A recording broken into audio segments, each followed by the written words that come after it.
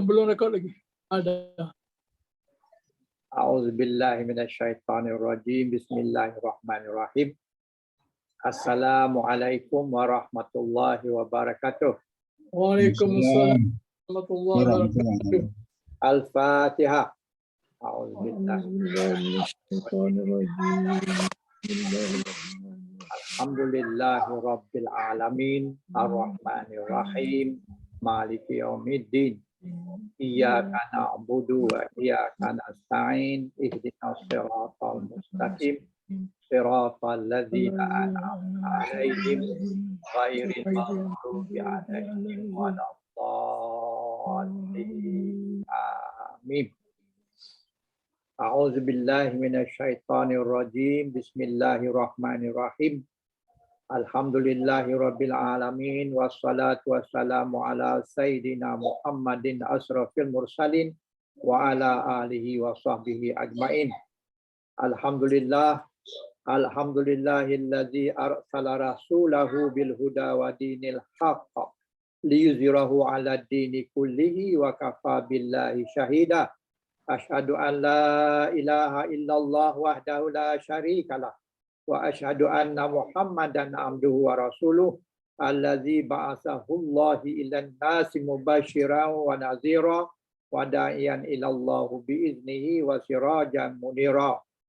Subhanaka la ilma lana illa ma 'allamtana innaka antal alimul hakim. Rabbi shrah li sadri wa yassir li amri wahlul 'uqdatam min lisani yafqahu qawli. Allahumma inna nas'aluka ilman nafi'an wa rizqan thayyiba wa amalan mutaqabbala.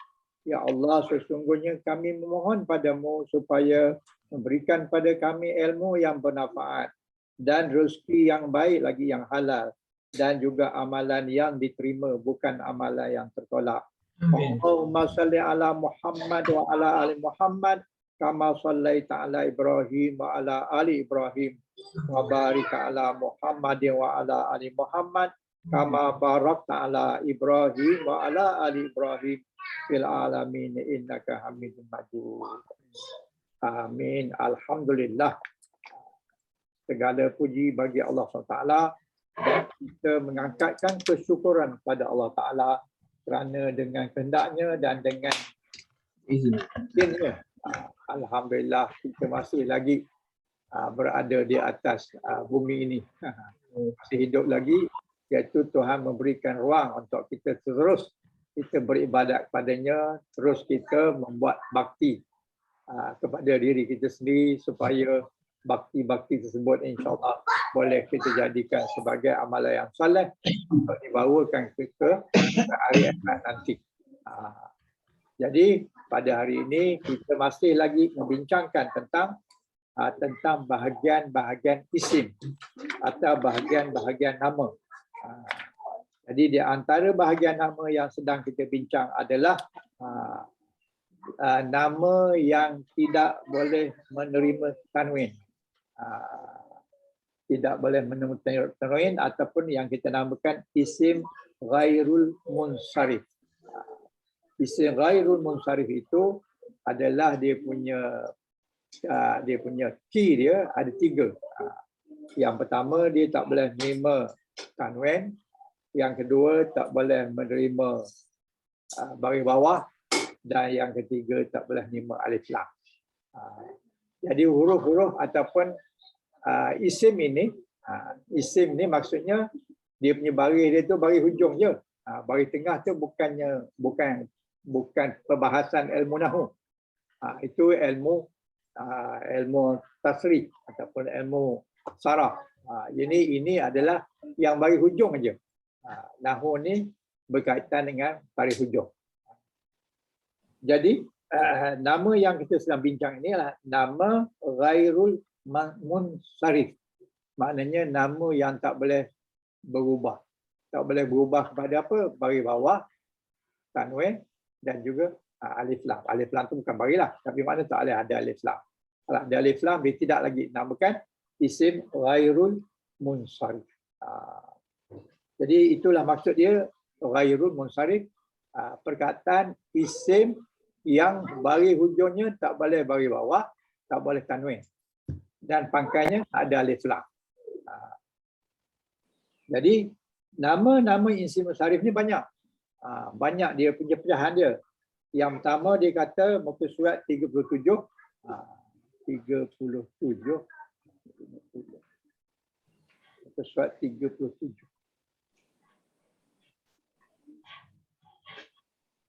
Jadi pada muka surat 37 tu dia kata isim ghairul munsharif tidak adalah terkandung di dalam seluruh nama-nama wanita. Dalam bahasa Arab, nama wanita tu adalah dikategorikan sebagai isim ghairul munsharif, iaitu tak boleh bagi bawah dan tak boleh ada tanwin dan juga tidak ada alif lam. Jadi 3. Jadi dia beri contoh di sini, seluruh nama yang digunakan untuk wanita, baik yang diakhiri dengan ta marbutah seperti hadijatu, tak boleh kita tulis, tak boleh kita sebut hadijatun, tak boleh sebab dia tak boleh tanwin. Aisyatu, begitu juga Fatimatu. Ini contohnya, banyak lagi yang lain. Dia kata seluruh nama wanita. Nama wanita yang hujungnya adalah ta marbutah ataupun tidak diakhiri dengan ta marbutah. Seperti Zainabu. Zainabu. Zainab tu adalah perkataan yang tak boleh mengandungi tanwin, tak boleh mengandungi tidak ada bagi bawah dan tidak ada alif lam. Jadi Zainabu. Jadi kita jumpa kat mana-mana kita, kalau Zainab tu dia tidak tanwinkan walaupun dia seorang je. Dan tidak ada bagi bawah walaupun dia duduk di tempat di bagi bawah, sebab dia tak boleh dibawah-bawahkan dan tak boleh ditanwinkan dan tak boleh diubah alif lam. Jadi nama contoh yang tak ada tanwin mutah seperti Zainab dan juga Maryam. Banyak lagi yang lain tapi ini contoh mudah je. Jadi Maryamu. Jadi Maryam tak ada tanwin, tak ada bagi bawah dan tak ada alif lam. Jadi khusus untuk nama wanita yang tersusun daripada 3 huruf dan huruf tengahnya berharakah sukun, maka bolehlah dibaca dengan tanwin. Jika sekiranya nama dia itu 3 huruf dan huruf di tengah itu adalah mati, huruf mati, macam kataan Hindun, barulah kita dibolehkan membubuhkan tanwin pada baris hujungnya. Kalau 3 huruf. Tapi kalau 3 huruf, 4 huruf ke atas, dia tak boleh. Tak boleh ada tanwin, tak boleh ada bagi bawah, tidak boleh alif lam. Jadi Hindun ni boleh ditanwinkan kerana dia terdiri dari 3 huruf dan di tengahnya huruf mati. Kalau tak mati tak boleh lah. Tapi kalau yang ini bolehlah, Hindun. Jadi dal tu boleh ditanwinkan.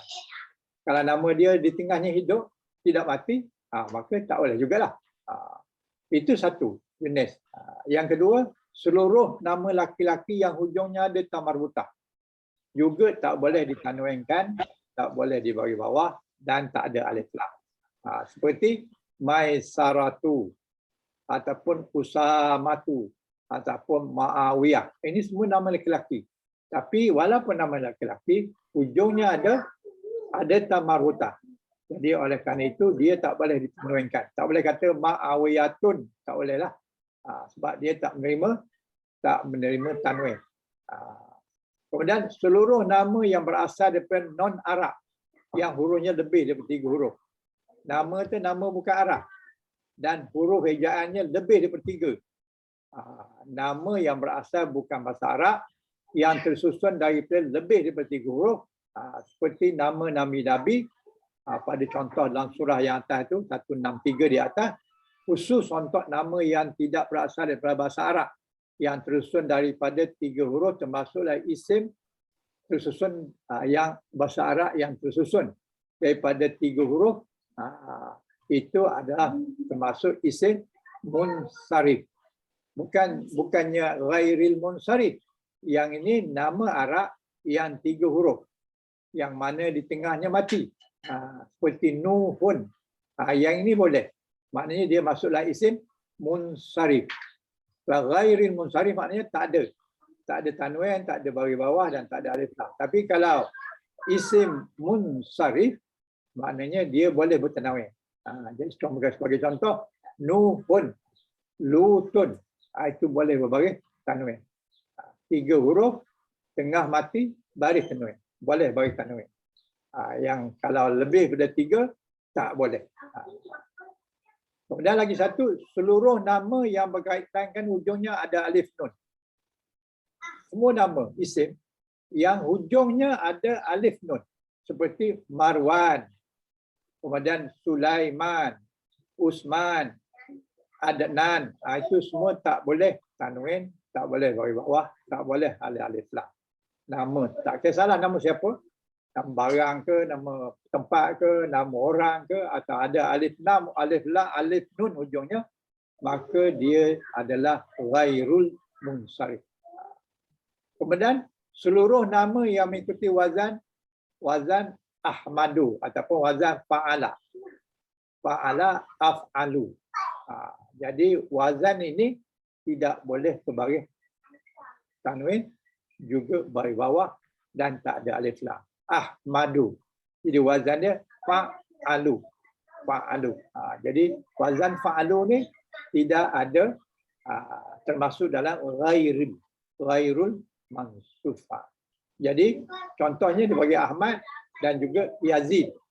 Dua nama ni adalah tak boleh ditanwinkan, tak boleh baris bawah dan tak boleh ada alif lam. Begitu juga nama yang mengikut wazan fu'alu. Fu'alu. Fu'alu. Semua nama yang polanya mengikut wazan fu'alu seperti Umaru. Kalau Umaru, seorang Umar, kita tak boleh baca dengan Umarun. Tak boleh lah. Sebab dia tak boleh menerima tanwin. Ataupun kalau dia duduk lepas jar, kita baca dia dengan Umari pun tak boleh. Sebab dia tak menerima baris bawah. Baris bawah dia adalah dengan baris atas. Begitu juga Zuhal. Zuhalu.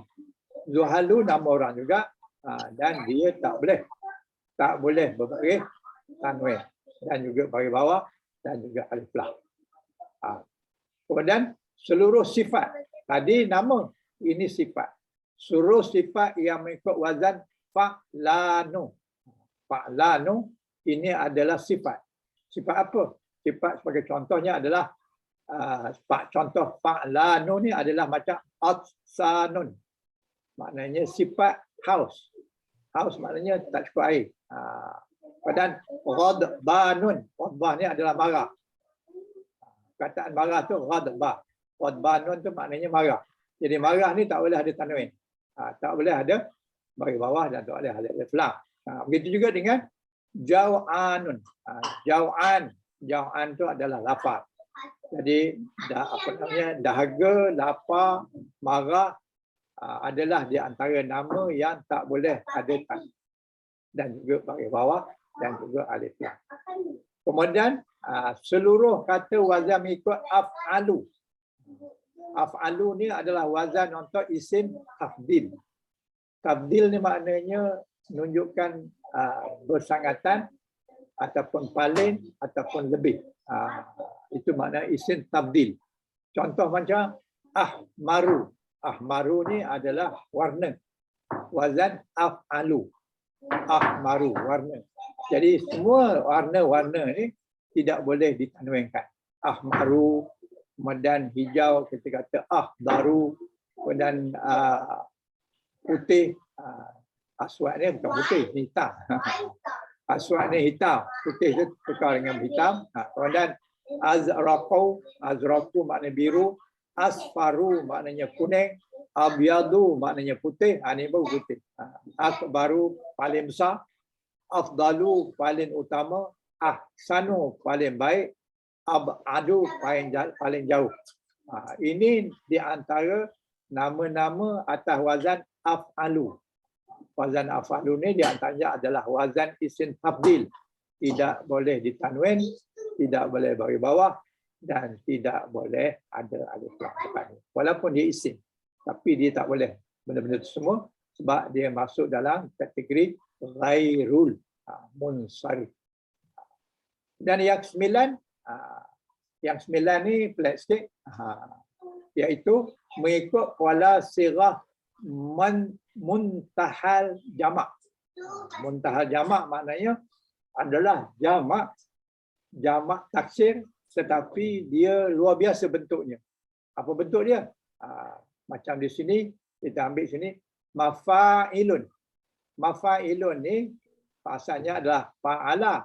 Apabila ma tu maknanya dia punya apa namanya, nama terbitan lah, mafa'ilun. Kemudian alif di tengah tu sebab hari yang ketiga, kemudian selepasnya ada 2 huruf lain ataupun ada 3 huruf. Jadi jamak taksir tapi ada alif di tengah, kemudian 2 huruf selepasnya ataupun 3 huruf selepasnya. Maka kita katakan dia ini adalah sirah muntahal jamak. Jamak dia adalah jamak taksir, tetapi dia bentuk dia lain. Macam masjid, masajidu. Masajidu tu adalah termasuk dalam sirah muntahal jamak.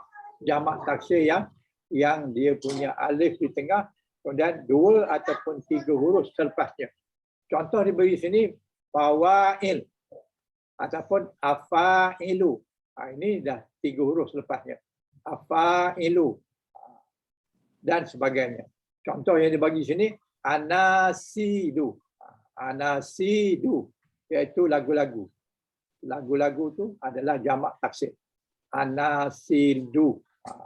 Ataupun qawaidu. Qawaidu ni 2 huruf selepasnya, selepas alif. Qawaidu ni adalah jamak kepada qaid. Qaid. Qawaid. Jadi dia punya perkataan asalnya qaidah. Qaidah tu kaedah. Tapi kalau banyak kaedah jadi qawaidu. Qawaidu ni dia punya jamak taksirnya yang ada alif dan 2 huruf selepas alif. Ini kita panggil sirah muntahal jamak. Jamu. Begitu dengan perkataan risailah. Risailah maknanya risalah. Kalau satu risalah, rasalah. Tapi kalau banyak, rasailah, jamak, taksir yang berbentuk muntahal jamu. Begitu juga madarisu. Madarisu itu adalah sekolah. Asalnya adalah darasa. Bertambah mi, jadi dia punya jadi perkataan terbitan jadi madarisun. Madarisun adalah sekolah. Kalau mudaris itu lain pula, itu dah guru. Tapi madarisu. Madarisu ni adalah jamak taksir kepada madrasah. Madrasah satu. Kalau banyak, madarisu. Sekolah. Di sinilah kita berhenti pada minggu lepas. InsyaAllah, sekarang ini kita sambung pada yang ke-10. Iaitu jenis perkataan ghairul mansharif. Yang ke-10 ialah semua kata yang diakhiri dengan alif taknis maksurah dan juga mamdudah. Apakah yang dimaksudkan alif taknis maksurah? Alif maksurah itu adalah berupa huruf ya tu. Ya tu adalah dipanggil, ya tak ada titik tu dipanggil alif taknis maksurah. Maksurah tu maknanya pendek ataupun rendah. Kalau alif tu tinggi, tegak ke atas, itu tinggi, kita panggil dia mamdudah. Tapi kalau alif yang rendah macam ya tu, itu maksurah. Maksurah tu maknanya pendek. Jadi alif tu adalah menunjukkan perkataan tu muannas. Alif maksurah tu menunjukkan perkataan tu muannas. Tapi benda yang ditunjuk tu tak mestilah muannas. Tapi kalau ada yang maksurah di ujung tu, maknanya perkataan tu jenis perkataan muannas. Walaupun maksud dia adalah bukan muannas. Maksud dia adalah muzakkar. Jadi alif taknis ada alif yang menjadi siri muannas. Muannas ni perempuan lah. Dari satu kata. Misal kata ahdaru. Ahdaru tu adalah maksud dia. Apa maksud ahdaru? Kita jumpa tadi. Ijab. Okey. Ahdaru tu maknanya, kalau kita sebut ahdaru maknanya dia adalah dia adalah muzakkar. Tetapi kalau kita nak letakkan benda tu warna hijau tapi benda yang muannas, maka kita tambah dia alif mamdudah di hujungnya, iaitu tambah alif hamzah. Jadi kita dapat ahdarau. Ahdarau ni sama makna dengan ahdaru, tetapi ini untuk muannas. Tanda muannas apa dia? Tanda muannas adanya alif mamdudah. Mana alif mamdudah? Ni alif sebelum hamzah. Alif sebelum hamzah ni adalah kita panggil alif mamdudah. Alif yang dipanjangkan ataupun alif yang tinggi.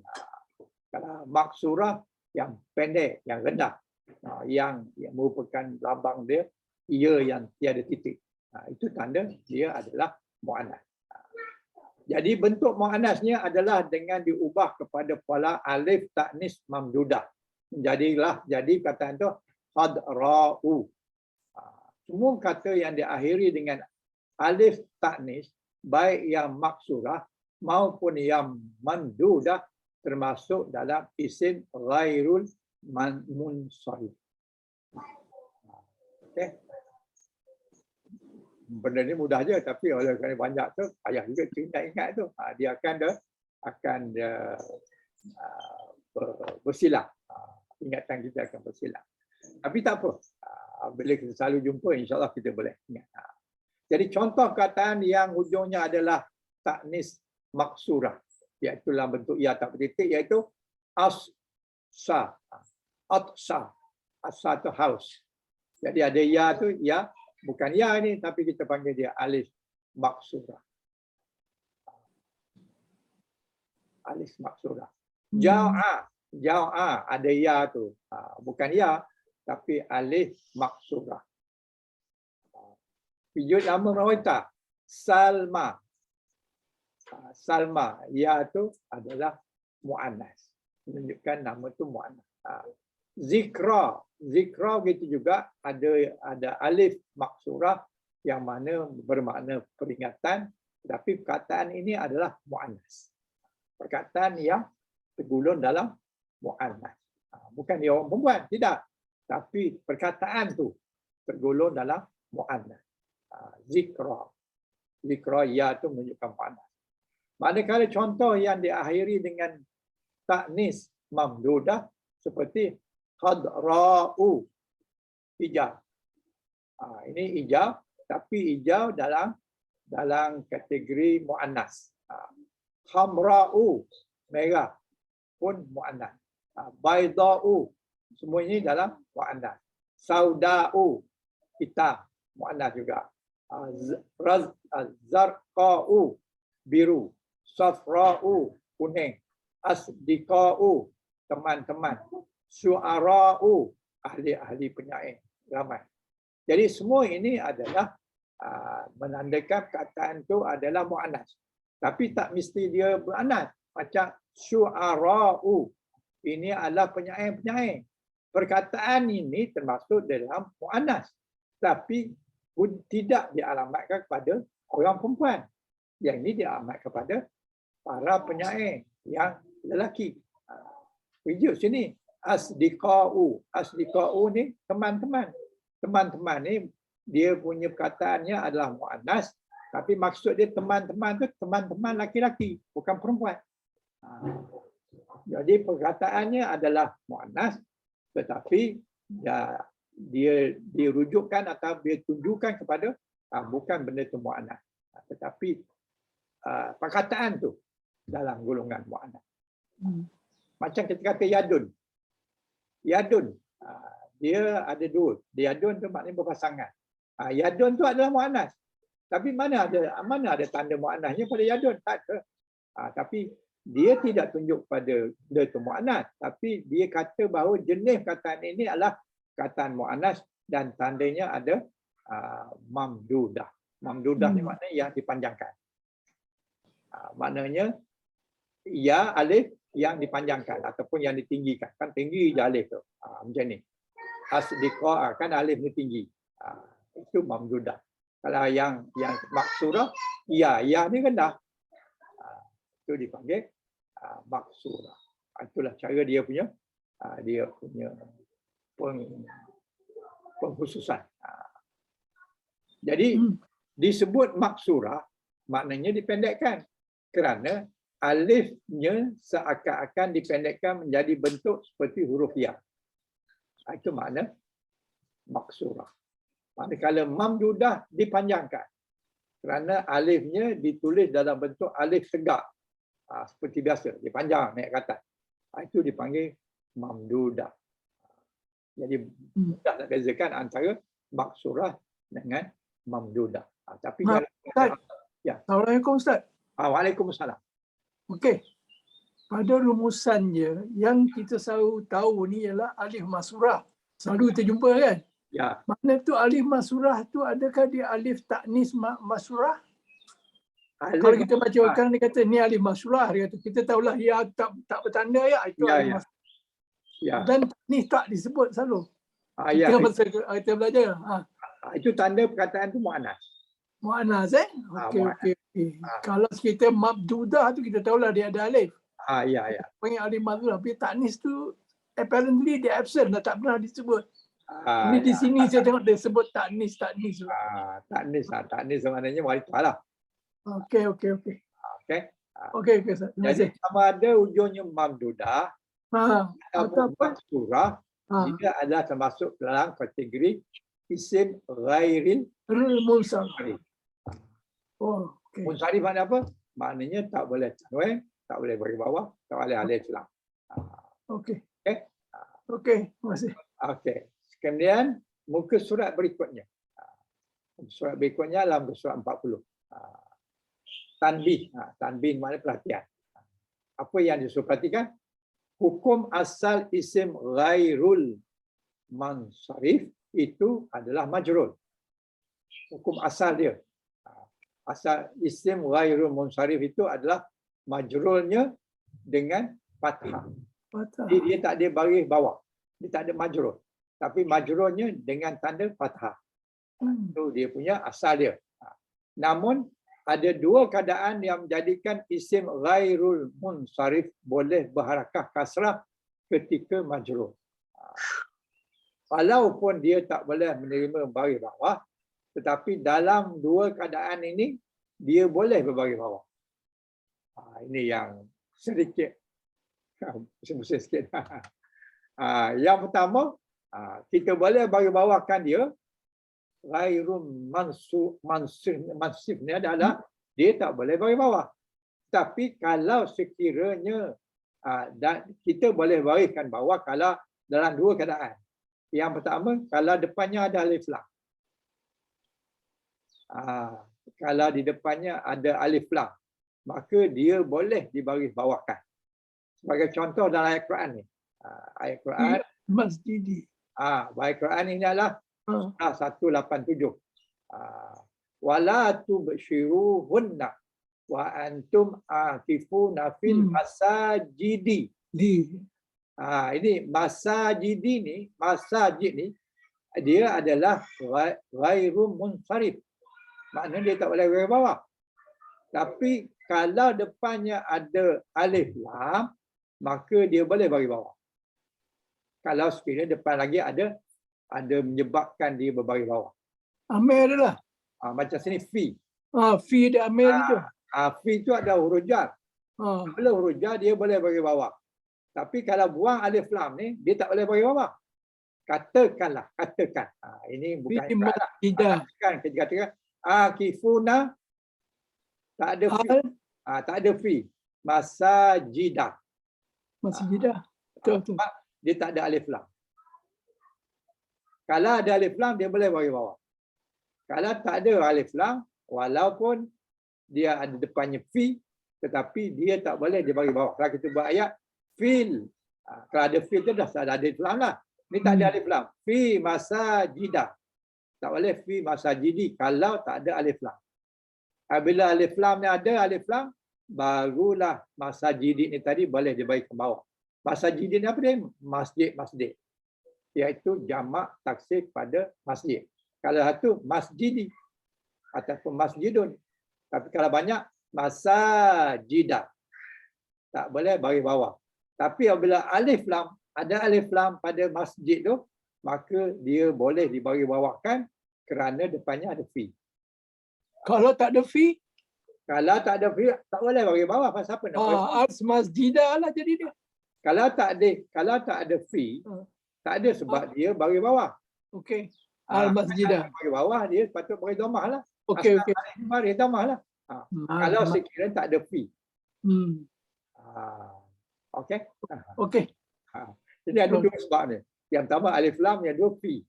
Fi itu menyebabkan dia bagi bawah. Lagi satu alif lam. Alif lam ni tidak menyebabkan dal tu bagi bawah. Tetapi alif lam ni menyebabkan dia boleh dibagi bawahkan kerana dia duduk di tempat bagi bawah dan dia sudah hilang undang-undang ghairul mansub tadi kerana ada alif lam. Jadi Okey. dalam masjid ni kita nak bagikan bawah dalnya, kenalah ada alif lam. Kalau buang alif lam, maka dia tak boleh bagi bawah walaupun ada fi. Jadi maknanya sebab boleh dibagi bawahkan kerana alif lamnya, bukan fi-nya. Fi-nya memanglah apabila itu dia kena bagi bawah. Tapi oleh kerana dia ghairul mansub, ghairul mansif, jadi dia tak boleh berbagi bawah kalau sekiranya tak ada alif lam. Itu satu keadaan. Maknanya satu keadaan yang pertama, depannya ada alif lam. Jadi maksud tadi, janganlah kamu campuri mereka sedangkan kamu beriktikaf di masjid-masjid.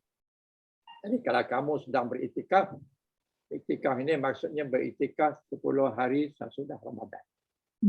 Bila kamu beriktikaf, maka jangan kamu mencampuri mereka. Mereka itu siapa? Mereka itu hunnah.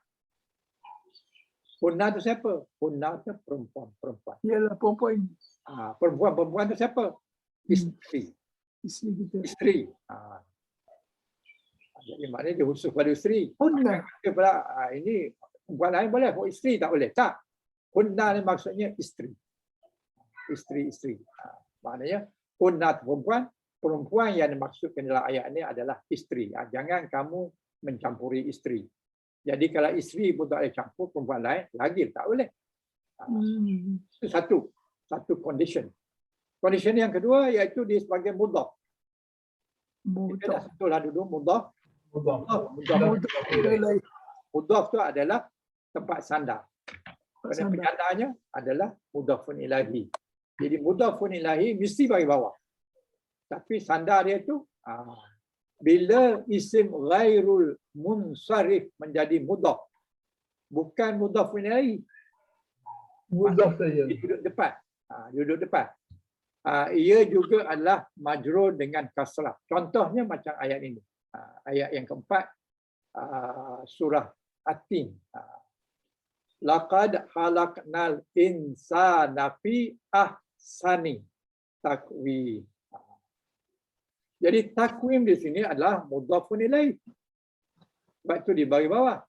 Kemudian ahsani ini adalah dia punya mudhaf.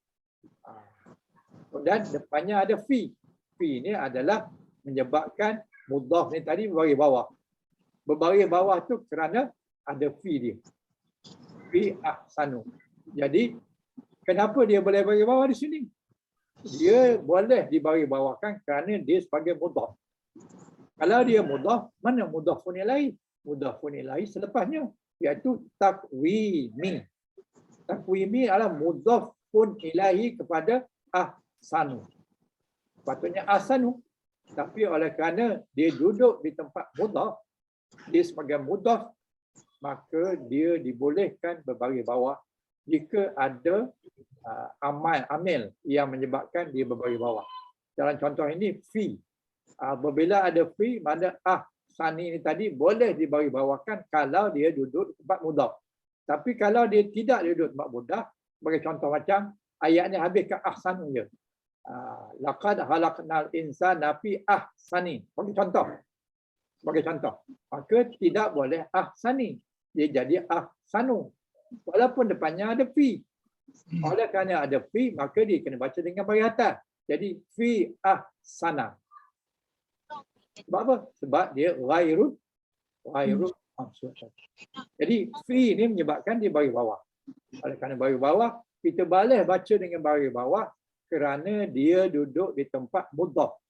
Bukan mudhafun ilaih. Mudhafun ilaih dah baris bawah lah. Pada hal ini takwimi. Takwimi adalah mudhafun ilaih. Mudahnya mana? Mudahnya adalah ahsanu. Bila ada fi, kita baca dengan ahsanu. Kalau tak ada fi, kena baca ahsanu takwimi. Jadi dia dibolehkan baca dengan baris bawah kerana dia duduk di tempat mudhaf. Ini kena ingat ni. Bila dia boleh baris bawah dan bila tak boleh baris bawah. Yang pertama ketika depannya ada alif lam dan yang kedua dia sebagai mudhaf. Mudhaf. Bukan mudhaf pun lain. Mudhaf. Mudhaf saja. Mudhaf saja. Mudhaf ni yang inilah ahsanu. Ini mudhaf pun lain dia takwim. Takwim ini mudhaf pun lain. Jadi di saat dia sebagai mudhaf maka dia boleh berbaris bawah kalau ada amil yang membaris bawahkannya. Seperti dalam ayat ini, fi. Fi ni adalah huruf jar menyebabkan ahsana jadi baris bawah. Sebenarnya dia tak boleh baris bawah kalau tak ada, kalau dia tidak duduk di tempat mudhaf. Ustaz, boleh tanya sikit? Silakan.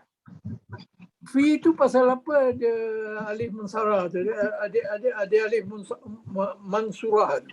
Fi. Ini memang ejaan dia. Pasal ejaan dia macam itulah. Memang ejaan dia. Ini bukan tanda dia muannas. Ini memang ejaan. Ini kita tak kata dia sebagai apa namanya? Ya tu ya. Bukan ya. Alif taknis lah tu. Ya apa alif apa tadi? Alif taknis munsaraf. Mansurah. Ini bukan alif maksurah. Fi ini memang ejaan dia. Ejaan dia. Tetapi fi ni ada titik sebenarnya, tapi dalam penulisan ini dibuang. Fi ini bukan alif maksurah. Ini adalah fi ya bertitik. Itu ni dia bertitik tu. Dia ada titik ni. Tapi cara penulisan ni tak ada. Kalau tengok dalam Quran ada insya-Allah. Masya-Allah. Ini bukan alif ya tu mesti bertitik fi. Ini memang ya ni ejaan fi. Okey. Fi ni fi mat. Okey. Fi untuk panjangkan dia mat lah. Yalah. Fi ahsani. Yes. Okey.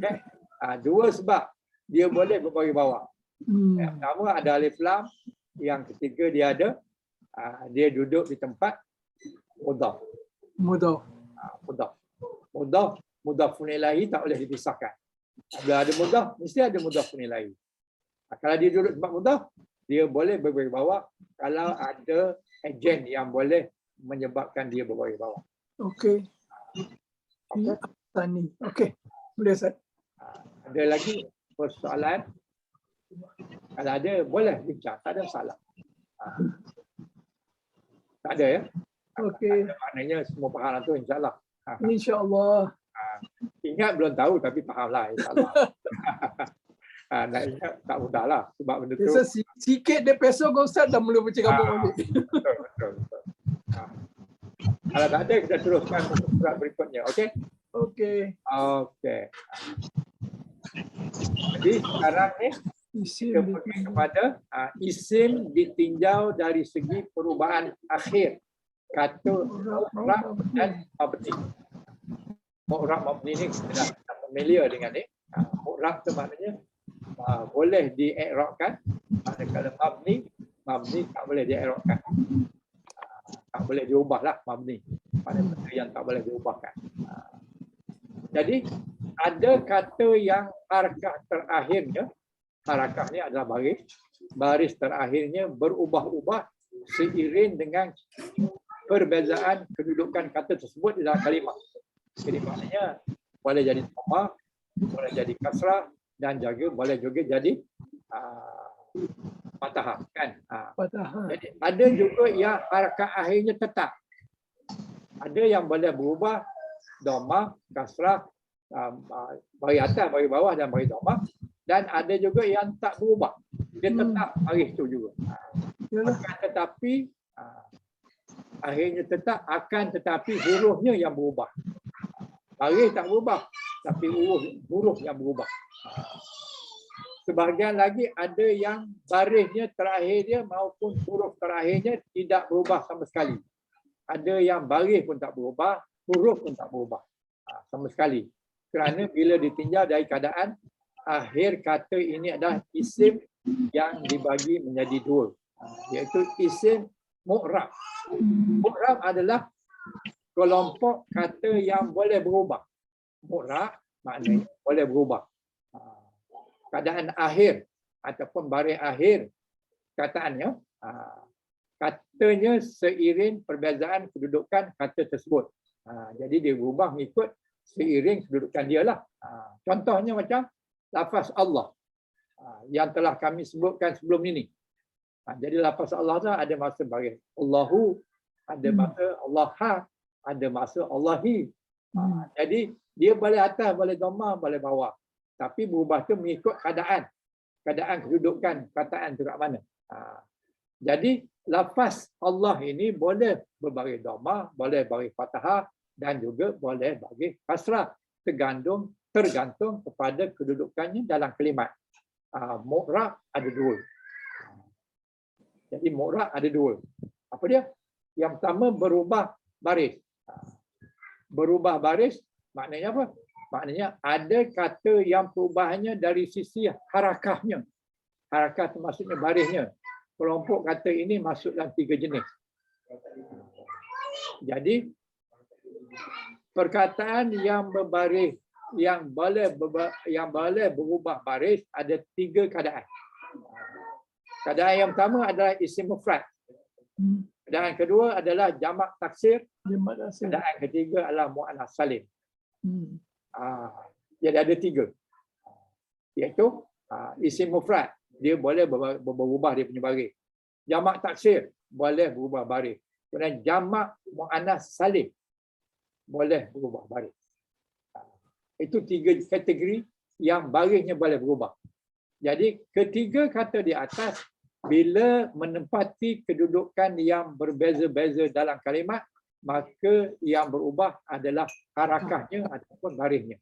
Contohnya, contoh seperti jadual ini. Cuba kita tengok.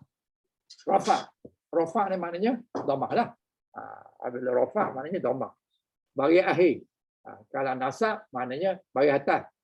Huruf akhir. Kemudian kalau jar maknanya baris bawah huruf akhir. Kita ambil contoh isim mufrad. Isim mufrad ja'a rajulun. Mana mufradnya? Mufradnya rajulun. Ini isim. Ini rajulun ni adalah isim mufrad. Maknanya seorang laki-laki. Apa dia? Ja'a. Ja'a maknanya telah datang. Telah datang. Siapa yang datang? Rajulun. Rajulun adalah berbaris tanwin isim mufrad. Kenapa dia berbaris tanwin kemudian dhammah? Kerana dia sebagai fa'il. Ja'a rajulun. Ja'a dia telah datang. Siapa yang datang tu? Yang datang tu rajulun. Rajulun tu berbaris dhammah. Kenapa berbaris dhammah? Kerana dia fa'il. Dia pembuat.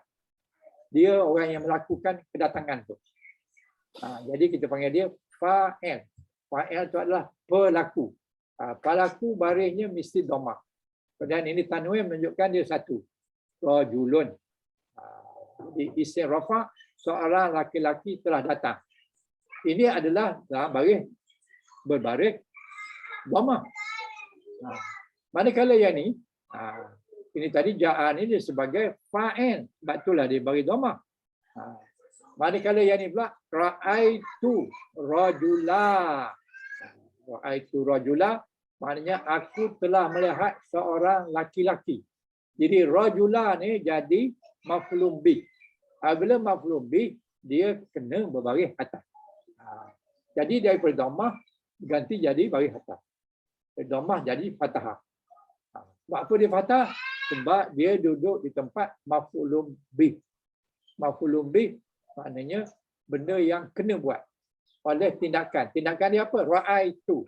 Saya telah melihat. Apa yang saya lihat? Apa yang kena lihat oleh saya? Iaitu rajula. Rajula ni maknanya seorang laki-laki yang telah kena lihat. Ataupun dia sebagai maf'ulun bih.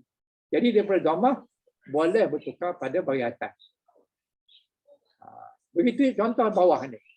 Contoh bawah ini adalah marartu. Marartu birijalin. Marartu ni maknanya aku berjalan. Berjalan apa? Bersama dengan seorang laki-laki. Mana bersamanya? Bi. Bi ni huruf jar. Birajulin. Dia bagi bawah. Pasal apa bagi bawah? Pasal ada bi. Bi itu huruf jar. Dia yang maksud di sini dengan. Jadi aku telah berjalan dengan seorang lelaki. Jadi perkataan lelaki tadi yang nombor 1 baris dhammah, yang nombor 2 baris atas, yang nombor 3 baris bawah. Kenapa? Kerana yang nombor 1 dia sebagai fa'il, dia baris dhammah. Yang nombor 2 dia sebagai maf'ulun bih, baris atas. Yang ketiga dia sebagai jar wa majrur. Jar dia bi, lin tu adalah majrur. Jadi maknanya dia boleh berubah, isim dia boleh berubah dhammah dengan baris atas ataupun baris bawah. Itu saja 3, bukan banyak mana, 3 saja. Atas, bawah, dhammah. Dia berubah kepada itu saja. Dan dia tak ada tanda mati. Dia tak boleh mati. Kalau mati itu pada fa'il. Isim tak ada tanda mati ujungnya. Kalau ada ujung mati ujungnya, itu fa'il. Menunjukkan perkataan itu perkataan fa'il, bukannya isim. Kalau isim, sama ada dhammah, atas, bawah. Itu saja. 3 je. Ingat 3 tu insya-Allah selamat. Tak ada masalah. Kemudian kalau jamak taksir, tadi dia kata 3 bentuk. Yang pertama mufrad. Mufrad dah dia bagi contoh. Jamak taksir. Jamak taksir yang sini. Jamak taksir kepada rajulun adalah rijalun. Jamak taksir. Bukan jamak muzakkar salim, ni jamak taksir. Daripada rajulun maknanya seorang laki-laki. Tapi apabila sebut rijalun maknanya ramai laki-laki. Itu adalah perkataan jamak. Jamak apa? Jamak taksir. Taksir tu, jamak taksir tu makna apa? Maknanya dia tak ikut apa? Tak ikut tulisan. Tak ikut sistem. Tak ikut sistem. Jadi daripada rajulun jadi rijalun. Rijalun ni adalah laki-laki. Laki-laki tapi ramai. Ramai. Ini jamak dia. Jadi ja'a rijalun, jadi kita bagi dhammahkan dia. Kenapa kita bagi dhammahkan dia? Kerana dia sebagai fa'il kepada kata ja'a. Ja'a makna telah datang. Siapa yang datang? Yang datang laki-laki. Sebab itulah kita bagikan dhammah. Sebab dia sebagai fa'il. Yang itu tolong ingat. Fa'il, baris dia adalah dhammah. Bila fa'il dia sebagai pembuat, maka barisnya dhammah. Manakala yang bawah ni, ra'aitu rijalan, dia lam ni baris 2. Jadi apabila lam baris 2, ujungnya, kemudian dia kena tambah dengan alif. Alif ni bukan menunjukkan 2. Tapi alif ni kerana lam ni berbaris 2. Jadi semua huruf yang bukan termarbutah dan hamzah duduk di hujung isim berbaris 2 kena tambah alif. Di sini lam. Lam berbaris 2. Apabila lam baris 2 ditambah alif. Alif ni tak ada makna apa-apa. Cuma menunjukkan lam ni, lam 2 ni adalah menunjukkan ada berbaris 2. Yang bukan hamzah, bukan termarbutah berbaris 2, maka kena tambah alif.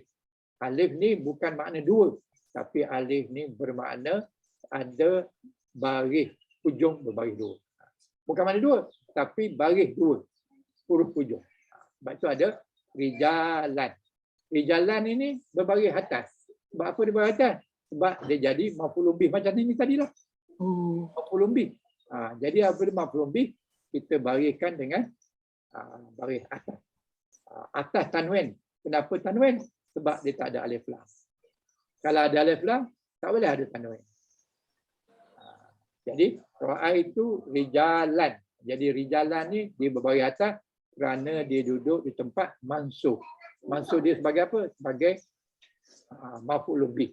Mafhum bih. Benda yang kena tindakan ataupun kita panggil mangsa. Ayat ke bawah juga marartu birijalin. Marartu maknanya aku berjalan, aku telah berjalan Dengan laki-laki. dengan Bijalin. Pasal apa baris bawah? Pasal ada B. B ni adalah huruf jar. Huruf jar membaris bawahkan baris bawah. Pasal apa baris bawah? Kerana dia duduk selepas huruf jar. Kenapa dua? Kerana tak ada alif lam. Kalau ada alif lam, birrijali. Kalau ada alif lam di sini, sebelum rijalnya ada alif lam, kita baca birrijali. Bukan lin, li. Sebab ada alif lam. Tak ada alif lam, birrijalin. Bagi dua tu kerana dia tak ada alif lam. Bermakna dia nakirah. Dia bukan alif. Okey? Itu satu jenis. Jenis yang ketiga jamak muannas salim. Jadi yang pertama mufrad, yang kedua jamak taksir, yang ketiga jamak muannas salim. Jamak muannas salim ni tolong berhati sikit. Sebab dia ada beza sikit. Yang ini ja'at. Ja'at ni sama dengan ja'a. Tapi ja'a ni untuk laki-laki. Untuk muzakkar. Kalau kita addresskan ja'a itu kepada muannas, pada orang perempuan, kena tambah ta mati. Ta mati. Lepas perkataan fa'il madi. Jadi ja'at. Ja'at itu maknanya telah datang. Siapa dia? Muslimah. itu. Maknanya ramai perempuan Muslim. Berbaris atas pasal dia sebagai fa'il kepada ja'at. Fa'il dia adalah muslimatu. Tu ni baris dhamma. Kenapa baris dhamma? Kerana dia adalah fa'il. Kenapa satu dia tak ada tanwin? Kerana depannya ada al. Kalau ada al ni maka dia tak boleh lah. Al-muslimatun tak boleh lah. Sebab dia sudah ada alif lam di depannya. Maka tak boleh dibubuhkan tanwin. Jadi ja'at telah datang al-muslimatu. Kenapa dia baris dhamma? Kerana dia sebagai fa'il. Kenapa dia satu baris je tidak ada tanwin? Kerana depannya ada alif lam. Itu kena tahu sebab kenapa. Kalau kita nak nulis nanti nak baris apa? Nak baris dhamma. Pasal apa? Jadi kita kena tahu sebab kenapa kita kena letak tu baris satu je tak ada tanwin. Kemudian ra'aitul muslimati. Ra'aitu maknanya saya telah melihat. Siapa yang kita lihat? Kita lihat adalah muslimati. Kenapa baris bawah? Kenapa muslimati ini baris bawah? Yang lain tu baris atas. Rijalan baris atas. Yang ini kenapa baris bawah? Ini kena pegang betul-betul. Jangan lupa. Sebab muslimati tak boleh berbaris bawah. Kalau ghairul mansuf itu tak boleh berbaris bawah. Yang dia ni tak boleh berbaris atas. Satu-satu kataan yang tak boleh berbaris atas adalah muslimat. Iaitu jamak muannas salim. Jamak muannas salim tak boleh kita bariskan dengan baris atas. Walaupun dia duduk selepas sepatutnya maf'ulun bih. Sini maf'ulun bih lah. Ra'aitul muslimat, patutnya ra'aitu muslimata. Sepatutnya. Sebab dia adalah maf'ulun bih. Maf'ulun bih patut baris atas. Tetapi perkataan muslimati ni, satu ni saja perkataan ni, dia berbaris atas dia adalah diwakilkan dengan baris bawah. Seperti ini. Patutnya baris atas. Ustaz, boleh saya mencela Ustaz? Silakan. Saya confused tentang subjek dan predikat. Ini masukkan dengan orang kata mubtada dan khabar pun macam mana tu ra'aitu al-muslimati tu? Nanti jap. Kita ni yang ini bukan mubtada khabar ni. Mubtada khabar tu adalah jumlah ismiyah. Betul. Kita nak buat ayat, kita tahu jumlah. Yang ini bukan jumlah ismiyah ni. Ini jumlah fi'liyah. Okey. Sebab dia mula dengan fi'il. jadi oleh kerana dia adalah jumlah fi'liyah, dia tak ada mubtada khabar. Tapi dia ada fa'il dan fa'il. Fa'il di sini adalah muslimah. Muslimat tu baris bawah kerana perkataan muslimat ni tak boleh berbaris atas. Ataupun jamak muzakkar salim tak boleh, jamak muannas salim tidak ada berbaris atas. Dia mesti baris bawah. Jadi bawah tu merupakan dia adalah tanda dia adalah maf'ul bih. Jadi tanda dia jar pun baris bawah juga, tanda maf'ul bih pun baris bawah juga. Jadi kalau kataan jamak muzakkar muannas salim ni berbaris bawah, kita kena pastikan sama ada baris bawah tu kerana maf'ul bih ataupun kerana jar. Boleh jadi jar, boleh jadi maf'ul bih, tengok kedudukan dia dalam ayat.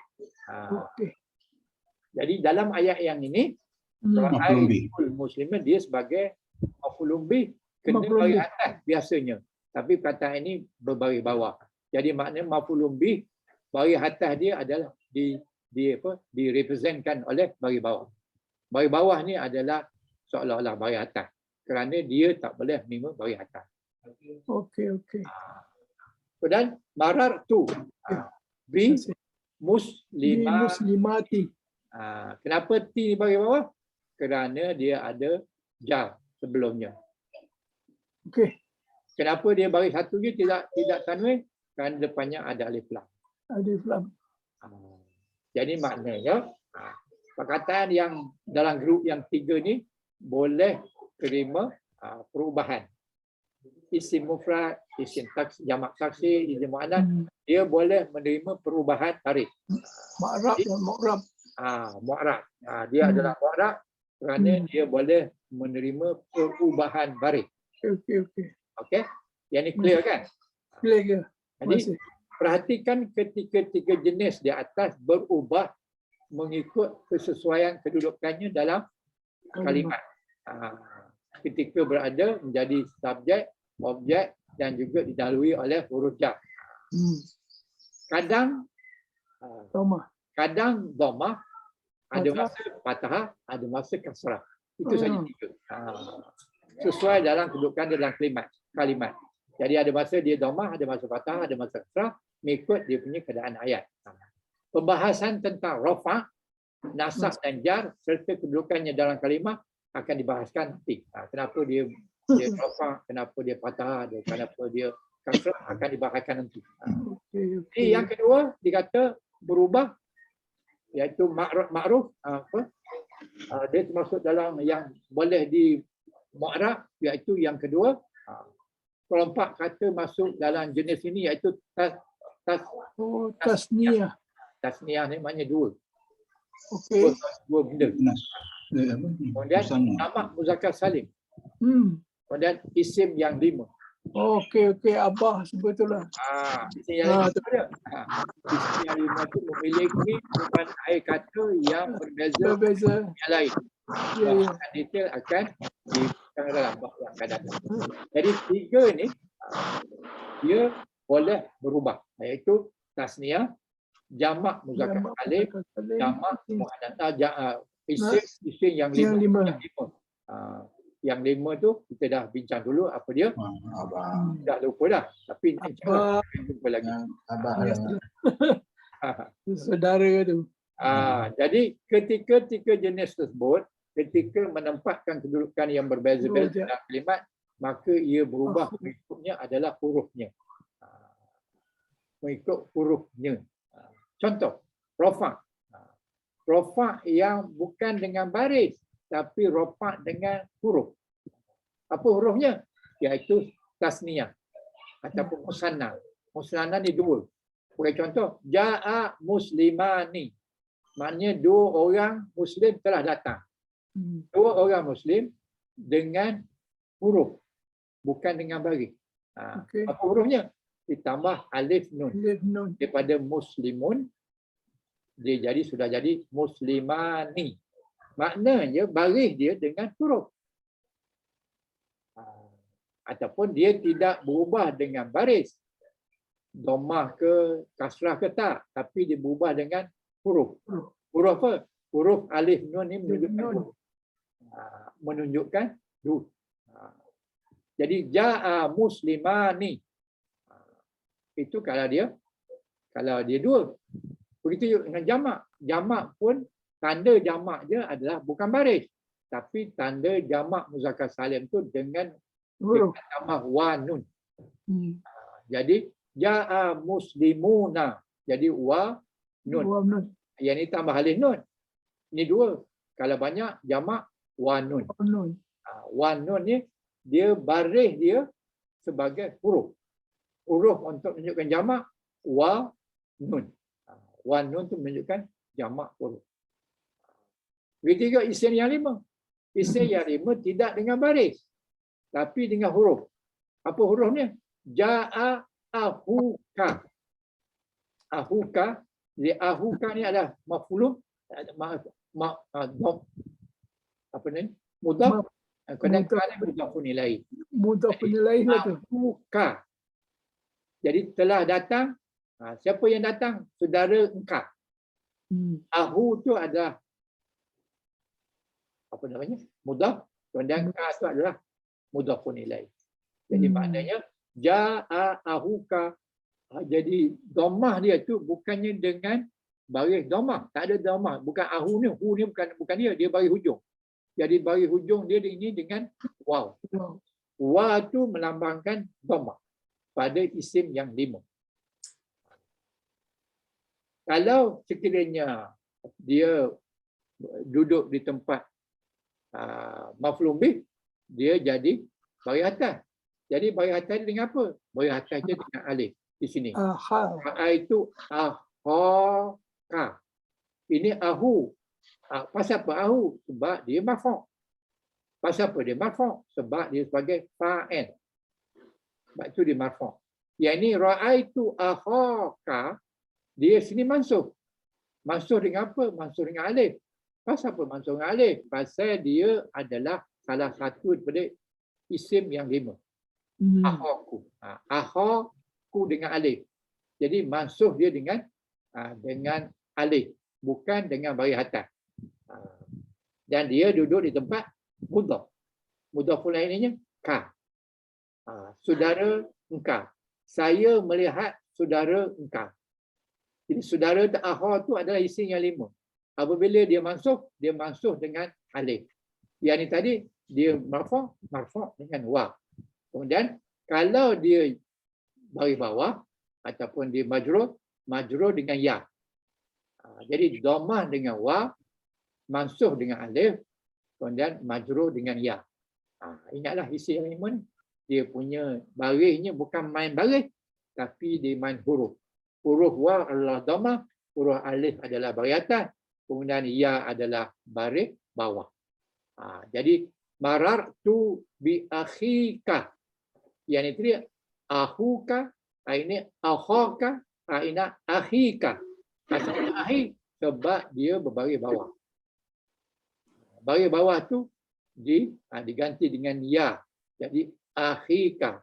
Sebab ada ba ni, b ini menyebabkan dia menjadi kasrah. Jadi kasrah dia dengan ya. Bukan dengan kasrah tanda bawah. Bukan. Tapi dia punya tanda bawah dia dengan ya.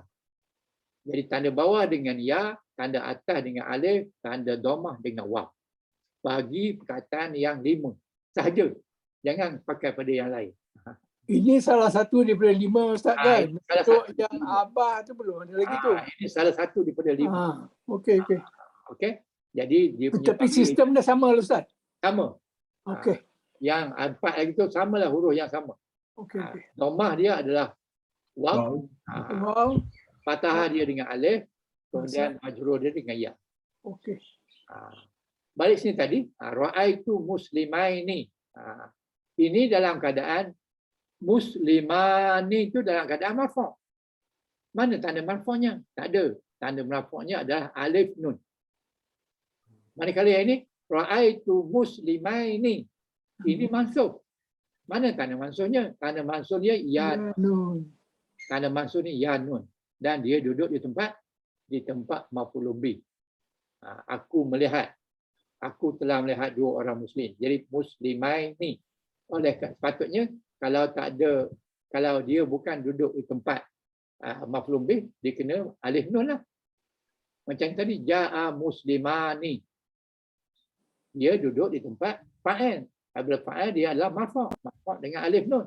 Yang ni duduk di tempat maf'ul bih. Maf'ul bih dia bukan dengan baris atas tapi dengan ya nun. Ya nun, tanda dia mansub. Bagaimana pula tanda dia majrur? Majrur marartu bi muslimaini. Jadi muslimaini ini dengan muslimaini sama. Dua-duanya adalah ya nun. Tetapi dia gantung pada ayat. Jadi ayat itu menunjukkan dia duduk tempat majrur. Maknanya ya nun ni maknanya dua orang yang duduk tempat majrur. Yang ni dua orang dalam tempat mansub. Yang ni dua orang dalam tempat marfu'. Marfu' dengan alif nun, mansub dengan ya nun, kemudian majrur pun dengan ya nun. Tetapi tak tahu majrur ataupun mansub tergantung pada ayat sebelumnya. Kalau macam ni marar tu bi. Bi itu menyebabkan dia majrur. Majrur dengan yamin. Yang ini pula mansub. Mansub dengan apa? Mansub dengan yang apa perkataan dia. Ini muslimah ini pun muslimah ini. Sama. Jadi nak tahu dia mansub ke jar ke dengan melihat ayatnya ataupun dia sesudah siapa. Kalau sesudah bi maknanya maksud dia jar. Kalau sesudah dia sebagai maf'ul bih maknanya ya nun tu adalah tanda baris atas. Ya nun tanda baris atas ataupun tanda baris bawah. Memang punya ayat. Okey. Perhatikan bahawa ketika jenis kata di atas yang berubah-ubah adalah hurufnya, bukan harakat. Jadi dalam ayat yang ketiga-tiga ni huruf yang berubah, bukan baris yang berubah. Misalkan tasniah ketika menjadi objek bentuk anni. Ketika menjadi objek dan ketika mendalui jar. Aini. Yang maknanya ini. Samalah maknanya nun, ya nun. Dia dua-dua tu tambah ya nun. Cuma yang menentukan dia duduk dia jar ataupun dia mansub tergantung kedudukan dia dalam ayat. Jadi kita kena tahu ayat dia patut bagi apa. Kalau bagi dhammah alif nun. Kalau dua, kalau banyak di marfa' wa nun. Kalau isim yang lima pula dengan waw. Jadi kita kena tahu dia punya makna dia. Jadi barulah kita boleh meletakkan baris yang betul. Itu yang mu'rab, maknanya yang boleh bertukar-tukar. Yang di bawah ni yang tetap, mabni, ataupun kita kata mabni. Mabni adalah lawan mu'rab. Ini adalah kelompok kata yang tidak akan berubah selama-lamanya. Yang mabni duduk kat mana pun dia itulah barisnya. Dia tak akan berubah. Walaupun dia duduk tempat fa'il ke, tempat maf'ul bih ke, tempat jar ke, dia tetap baris itu juga, tak berubah. Ini akhirnya artinya bentuknya akan sentiasa ataupun selalu seperti itu, tak berubah. Contoh kata yang masuk dalam kelompok ini adalah isim isyarat. Misalnya azihi. Azihi. Jadi hi itu sentiasa bagi bawah. Tak ada masa dia baris hazihu, tak ada. Ataupun haziha, tak ada. Mesti hazihi. Sebab dia mabni. Jadi perkataan itu adalah dia mabni. Di sini diberitahu tadi apa perkataan yang lima tadi. Isim yang lima tu ialah abun bapa, abun saudara, amun ipar, amun mulut, zu maknanya yang memiliki. Inilah lima perkataan, lima isim yang kalau dhammah dia baris dengan wa, kalau mansub dia dengan baris dengan alif, dan kalau jar dia dengan ya. Ini lima ni dah ingatlah, tak ada salah kot. Bapa, saudara, ipar, mulut yang memiliki. Zu maknanya memiliki. Memiliki harta. Okey. Jadi hazihi ni adalah dia mabni. Dia tak akan berubah walaupun duduk depan siapa ke belakang siapa ke, dia tak kisah, dia tetap baik hazihi. Itu satu. Kemudian tidak mungkin dia berubah menjadi hazuhu ataupun hazaha, tak mungkin. Sebab apa? Sebab dia mabni. Jadi ketika bicara tentang mu'arab dan mabni, sebetulnya ini tidak hanya berlaku di sisi isim saja. Pembahasan ini akan berlaku fa'il dan juga huruf haraf. Akan tetapi kita akan bahaskan lebih detail dalam bab yang akan depan, insya-Allah. Jadi sejauh ini ada perbincangan.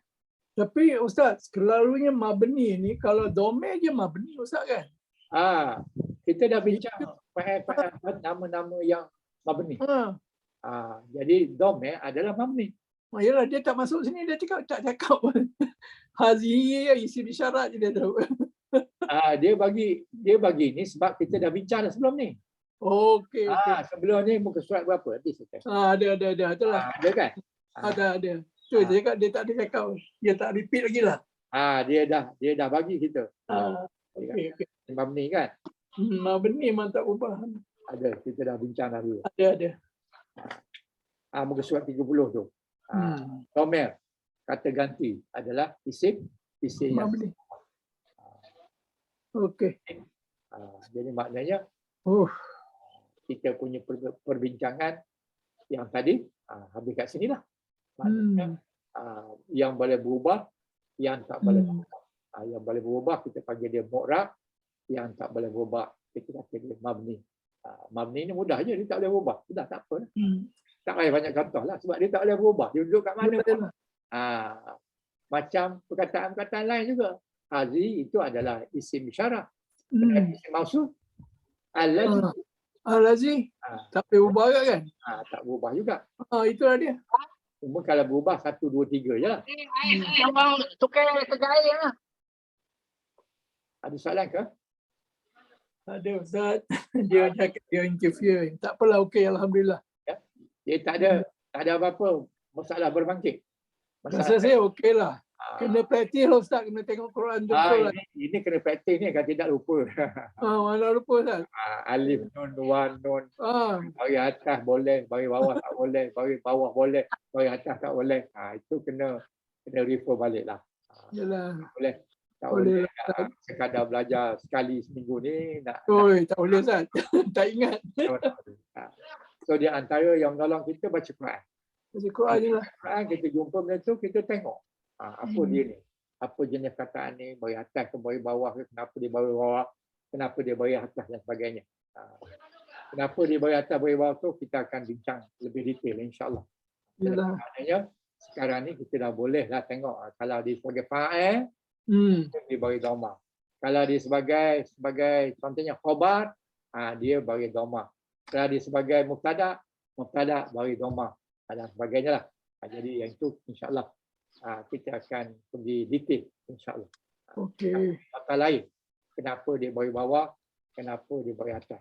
Kenapa dia 12 sebab kenapa dia bagi atas, kemudian 8 sebab dia bagi dhamma dan 3 sebab dia bagi bawah. Jadi bagi bawah ni saya tak buat nota.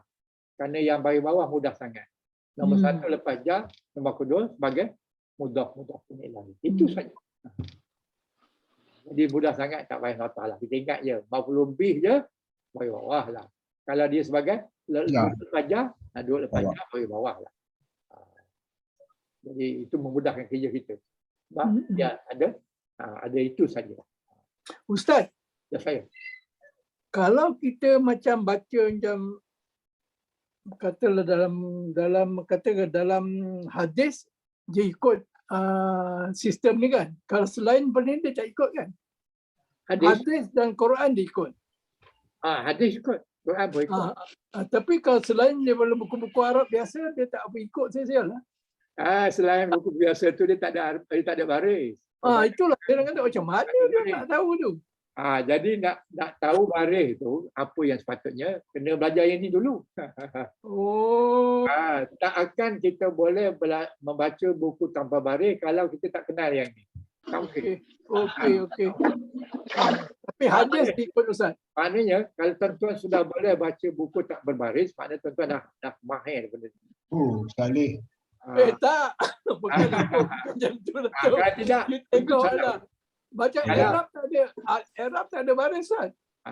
Iyalah betul lah tak ada baris. Ah. Maknanya kita Itu kena hafal ni. daripada dia punya huruf dia, baris dia, baris tak ada. Kita boleh tahu Yalah. dengan bentuk Bentuk dia.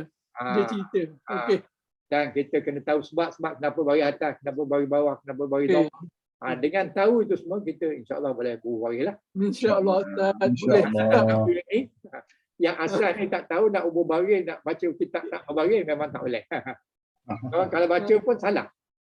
Ataupun Tu, kadang-kadang Ustaz, kalau kita baca Quran, orang akan tegur. Dia kata tu salah tu. Rupa kita tengok baris kita dah salah. Kalau kita tengah baca kan, ada orang kadang-kadang tegur, maaf cik, dia kata salah. Tu makna tu dia faham tu. Patut tu. Makna dia tahu. Kalau itu siapa lain? Okey lah Ustaz, terima kasih banyak. Okey. Kita Maaf pergi Ustaz. kepada huruf. Mungkin ada negara ke? Bukan huruf alif bata tu, bukan. Huruf yang kita nak bincang ni huruf yang dia ada punya nama, dia punya maksud sendiri. Bagi contoh macam wow. Wow maknanya dan. Fa maknanya maka. B maknanya dengan. La maknanya untuk. Sin maknanya akan. Ka maknanya seperti. Ini maknanya huruf yang dia sendiri dah ada makna. Bukan huruf alif bata sa itu huruf. Huruf tiap. Huruf untuk mengeja perkataan. Tapi ini huruf yang dia duduk sendiri pun dah ada makna. Jadi huruf memiliki hati huruf seperti yang kita kenal. Ada 26 huruf sekali. Alif bata sampai ya tu ada 26. Sedangkan bahasa Arab kita ada 28 huruf yang kita kenal dengan huruf hijaiyah. Akan tetapi huruf yang dimaksudkan di sini bukan huruf hijaiyah alif bata sampai ya tu, melainkan huruf yang memiliki erti. Dia ada makna dia. Maknanya huruf tu sendiri letak satu dia je dah ada makna. Contoh ni lah wa, fa, ba dan sebagainya tadi, dia sudah ada makna. Itu kita panggil dia huruf. Ataupun dalam bahasa istilahnya haraf. Haraf tu maknanya huruf yang ada makna. Ada makna sendiri. Tak payahlah macam ain, lam, ya, ala. 3 huruf tu maknanya ala. Bukan. Ini maknanya fa. Fa maknanya maka. Tak ada huruf lain. Cuma fa saja maknanya maka. Tapi fa juga digunakan untuk mengeja perkataan lain. Fa'ala. Fa tu bukan huruf, bukan haraf. Dia adalah huruf hijaiyah. Jadi huruf yang maksud sini tidak berarti huruf yang disusun dari satu huruf saja, tetapi ia disusun daripada 2 ataupun lebih huruf yang memiliki makna. Contohnya macam min. Min maknanya dari. Min, nun, 2 huruf maknanya dari. Ila, 3 huruf maknanya ke. An, ain dengan nun maknanya dari juga. Ala di atas 3 huruf. Fi 2 huruf. Fi tu ada titik, ya tu ada titik. Tadi kita tak jumpa titik. Fi Itu yang saya buat di dalam. Dia tanya tu. Di dalam ataupun pada. Okey. Ataupun fi juga. Jadi ini adalah huruf yang mempunyai makna terdiri daripada 2 huruf. Ada juga yang 3, yang tunggu seperti ila 3 huruf. Jadi maknanya yang dipanggilkan haraf ini adalah huruf-huruf yang bermakna dengan sendirinya, sama ada 1, 2, 3, 4, 5. Paling banyak 5. Paling kuat 1. Dia ada makna dia sendiri. Itulah yang kita panggil haraf. Haraf itu maknanya huruf-huruf yang ada makna sendiri seperti yang kita contohkan di sini. Ada yang 2, ada yang 3, ada yang 1. Jadi bagi permulaannya, tidak seharusnya, setidaknya harus menghafal dan memahami kelompok huruf ini. Yang ini mudahlah. Huruf ja, huruf nasab, huruf jazam. Jazam. Huruf ja apa dia? Huruf ja itulah yang kita baca di atas tadi. Ya. Wa, fa, bi, sebagainya. Huruf nasab, huruf yang boleh membaris ataskan perkataan selepasnya. Itu huruf nasab. Kalau sekiranya pada perkataan fa'il, dia bubuh lan. Lan tu fa'il selepasnya mestilah berbaris atas. Jazam huruf yang menyebabkan selepasnya baris mati. Ini berlaku pada fa'il saja. Jadi kalau sekiranya jazam digunakan lam atau saudara-saudaranya, kalau nasab lan dan saudara-saudaranya. Jar ni adalah huruf untuk kegunaan isim. Yang dua ni adalah untuk kegunaan bukan isim, ini termasuk kegunaan fa'il dan isim, tapi jazam ni untuk fa'il saja. Jar ni untuk isim saja, jazam ni untuk fa'il saja, nasab ni untuk dua-dua. Fa'il dan juga isim. Dikarenakan huruf nasab dan jazam sangat erat dengan fa'il, maka kedua-dua huruf ini akan dibahas dalam bab selanjutnya setelah membahas pola menggunakan kerja fa'il. Jadi dikata akan dibincangkan dalam bahasa fa'il. Tapi kita dah belajar fa'il dulu dah. Jadi dah tahu dah apa dia huruf-huruf yang boleh menasabkan dan boleh menjazamkan fa'il. Okey. Kemudian huruf jar. Huruf jar adalah huruf yang menyebabkan isim yang ada selepasnya wajib dalam keadaan jar atau hafid. Hafid yang maknanya jar lah dari bawah. Itu asal jar adalah kasrah. Huruf-huruf jar antara lain adalah inilah. Ini min 2 huruf, ila 3 huruf, an 2 huruf, ala 3 huruf, fi 2 huruf, rabbu 3 huruf. Maksudnya rabbu ni adalah jarak ataupun sedikit. Bi dengan li untuk 1 huruf. Ka seperti munz, sejak, munzu. Sejak. Kedua sejak ni samalah. Sama ada muz ataupun munzu. Kedua ni maknanya bukan itu ataupun sejak. Jadi ini adalah huruf jar. Jadi selepas kataan ini, perkataan la ke, perkataan ka ke, robu ke, munz ke ataupun munzu, selepasnya kenalah baris bawah. Contoh di sini min. Minal jinnati wan nas. Kerja yang hitam tu. Berpupul tu aiskrim. Yang tengah tu, yang tengah menitap sini tu. Iyalah. Baju yang ada tanda, semua ada tanda situ. Ada tanda pergi tengok tu, dia memang dah tahu. Okey, ada soalan. Okey, tak ada Ustaz. Itu biar sikit. Okey. Min ni adalah Min. Ja tu. min nun tu mati. Apa? Min ni nun hidup. Dia dengan alif. Alif lam. Bukan alif ni, hamzah wasal. Oh, hamzah ni. Yang hamzah wasal ni lam. Hamzah wasal ni kalau dia di depan sekali, mula kita baca. Tapi kalau duduk di tengah, kita buangkan. Kita tak baca. Jadi daripada min ni huruf mati, jumpa dengan alif ni duduk tengah pun mati. Jadi dua-dua mati. Kerana itu kaedah dia, nun ni kita hidupkan. Jadi minal jinnati wan nas. Okey. Min. Jadi di sini adalah maksudnya dari. Kemudian contoh ilas sama ikai farufiat. Pada langit bagaimana ia ditinggikan. Ila ni adalah huruf jar. Jadi selepas huruf jar adalah mesti berbaris bawah. Dan ini tadi minal jinnati. Kenapa ti ni bagi bawah? Ta ni kerana dia duduk lepas huruf jar. Jadi gitu juga anin naba'il azim. Anin. Ain nun dia mati tetapi oleh kerana dia jumpa dengan yang ini mati, jadi dia baris bawahkan. Ini ada kaedah lah. Bila masa dia diganti dengan baris bawah, ada masa baris atas, ada masa dia baris domah, itu bergantung pada perkataan selepas ni. Anin naba'in azim. Jadi dihidupkan nun yang mati ini dengan jadikan baris bawah. Jadi anin naba'il azim. Kalau kita baris atas kan anin naba'il azim, dia tak kena dengan yang kedudukan dia. Ataupun anun nabi, tak kena. Yang kenanya adalah anin baris bawah. Anin naba'il azim.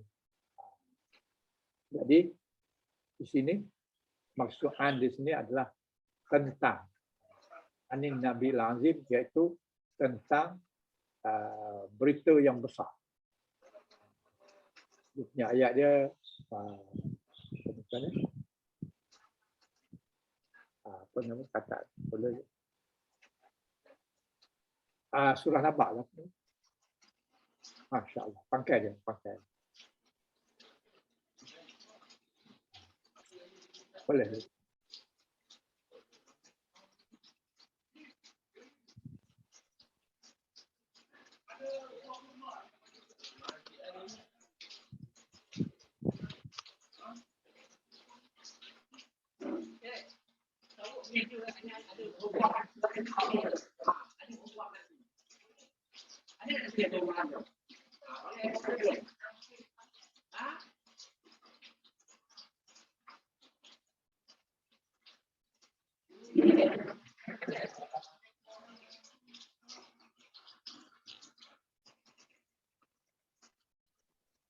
Salah yang mula dia Ustaz dah. Amma yatasa'alun.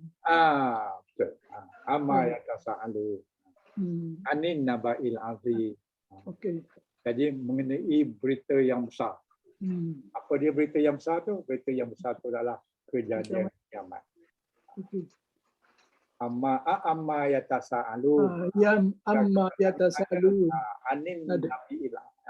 naba'il azim, tentang berita besar. Tentang berita besar adalah hari kiamat. Okey. Okey. Begitu juga dengan di sini ala ar-rahmanu alal istawa. Ini surah Toha, iaitu Tuhan yang Maha Pemurah yang bersemayam di atas arasy. Jadi ala ni adalah huruf jar. Lepas ala ni perkataan ni kenalah berbaris bawah. Isim, perkataan isim sudah huruf jar mesti baris bawah. Jadi sudah huruf jar mesti isim. Tak pernah lepas jar fa'il, tak pernah. Mesti isim. Jadi itulah contoh-contoh yang menunjukkan bahawa huruf jar. Lagi satu di sini. Allazi yuwaswisu fi sudurin nas. Yang membisikkan kejahatan ke dalam dada manusia. Jadi fi ni adalah huruf jar, dan apabila huruf jar maka nama selepasnya adalah baris bawah. Okey. Okey, contoh lagi dia kata Rabbu. Rabbu rijalin. Karimin lakitu. Rabbu. Robba, sorry. Robba. Ini kenapa Robba? Rubba. Rubba. Ba ni bagi atas. Kerana dia ada sambungan sebelumnya. Kita kena tengoklah. Dan rojulin ni adalah berbaris bawah. Berbaris bawah kerana Rabbu ni Rubba ni adalah apa namanya? Huruf jar. Huruf jar tu dah. Huruf jar lah tu. Termasuk huruf jar tu. Dia ada sejenis huruf jar di sini tadi. Ini tadi. Ada kat atas tadi. Dapat di atas tadi lagi.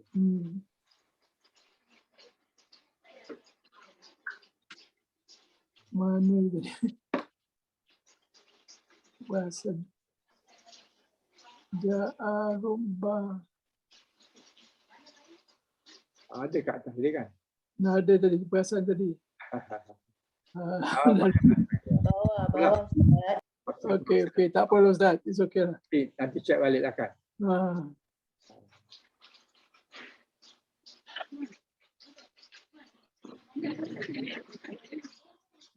13 tu. Yang biarlah situ dulu. Kadang-kadang. Rubba rajim. Dia Sedikit. rojulin. Rojulin ni kerana dia berbaris bawah. Dia kan untuk VIP Bawah kerana duduk terpajang. Hmm. Dan karim, Ya, ada sekejap ni lah. Karimin. karim ni kenapa dia baris bawah? Rabah saya. Dia mengikutkan Ustaz. Yang rujulin, yang karimin pun sama tu. Dia, dengan huruf ja tu. Ini kerana dia sifat kepada rojulin. Apa satu word? Dia sifat. Okay? Laki-laki yang mulia. Yang mulia tu Yang mulia. dia punya baris lelaki tu. Kalau laki-laki tu baris bawah 2, dia pun baris bawah 2. Kalau dia laki-laki, maknanya muzakkar, karim pun muzakkar juga. Okay. Kalau bilangan dia 1, bilangan ni pun 1 juga. Itulah dia punya sifat. Sebab itulah Apa term ni Ustaz? Sifat apa? tawabek. Tawabek. Ada sekali. Tawabek. Apa? InsyaAllah kita jumpa insyaAllah. Ada sekali dia tanya. Saya kata saya tak tahu. Dia mention the word lah yang Ustaz tadi. Tawabek. InsyaAllah kita akan jumpa insyaAllah. Tapi kita kena pergi satu-satulah. Yalah. Jadi insyaAllah akan jumpa. Okey, insyaAllah. Harap-harap jangan ada dabus lah. Kalau ada dabus lah ketinggalan nanti insyaAllah. Boleh Ustaz pun nak buat kan. Kadang-kadang macam. Okey. Ini semua menunjukkan bagi bawah lah. Kita bagi bawah. Ini munzu. Lepas munzu sanatin.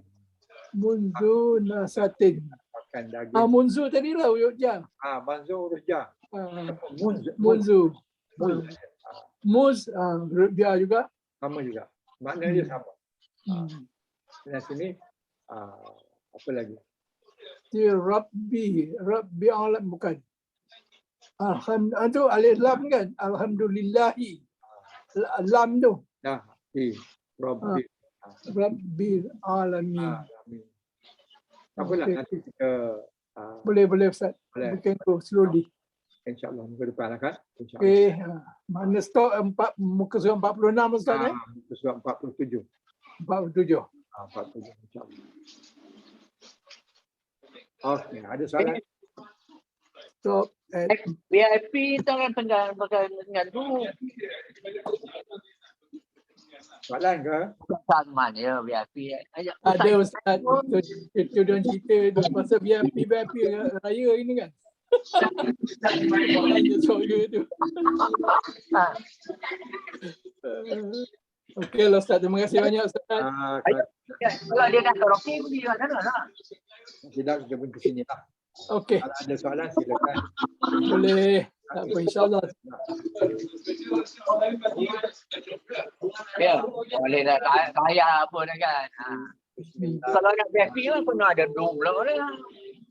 Subhanakallah wa bihamdik asyhadu an la ilaha illa anta astaghfiruka wa atubu ilaik. Ini ekstra lah kalau apa kan. Innal insana fi khusr illa amanu watawassaw bis sabr. Alhamdulillah nahmaduhu wa nasta'inuhu wa nastaghfiruhu wa na'udzu billahi min shururi anfusina wa min sayyiati a'malina man yahdihillahu mudhillalah wa man yudlil fala hadiyalah. Ya Allah, segala puji hanya bagi-Mu ya Allah. Kami sentiasa memuji-Mu ya Allah. Kami meminta pertolongan dan kami meminta keampunan-Mu ya Allah. Kami berlindung dengan-Mu ya Allah daripada kejahatan diri kami sendiri dan keburukan amalan kami. Barang siapa yang Engkau beri petunjuk ya Allah, tiada siapa yang boleh menyesatkan kami, dan barang siapa yang disesatkan, tiada siapa yang boleh dapat memberi petunjuk. Sesungguhnya kami berhimpun pada pagi ini bagi menyatakan kesyukuran penghinaan-Mu yang tidak ternilai banyaknya. Amin. Kami ini hamba-hamba-Mu yang sentiasa bersyukur atas nikmat yang melimpah ruah yang telah Engkau berikan kepada kami. Ya Allah, Ya Rahman, Ya Rahim, Ya Ghafur, Ya Karim. Sesungguhnya Engkau Maha mengetahui bahawa Amin. kami sangat ingin menimba ilmu-Mu yang sangat luas bagi menjadikan kami ini sebagai hamba-hamba-Mu yang teradai. Amin. Berkatilah dan rahmatilah perhimpunan ini. Kurniakanlah pada kami ilmu-ilmu-Mu. Sinarilah hati kami dengan cahaya dan hidayah-Mu. Semoga dengannya kami mudah menerima, mudah menghayati dan mudah mengamalkan Amin. kurnia ilmu yang Engkau kurniakan pada kami. Amin. Maghfir lana dzunubana wali ikhwanina allazina sabaquna bil iman wa la taj'al fi qulubina ghillan Amin. lillazina amanu rabbana Amin. ra'ufur rahim. Amin. Rabbana atina fid dunya hasanah wa fil akhirati hasanah wa qina adzabannar wa qina adzabannar wa qina adzabannar. Amin. Rabbana taqabbal du'aana innaka antas sami'un alim wa tub 'alaina innaka antas sami'un alim wa tub 'alaina innaka antat tawwabur rahim.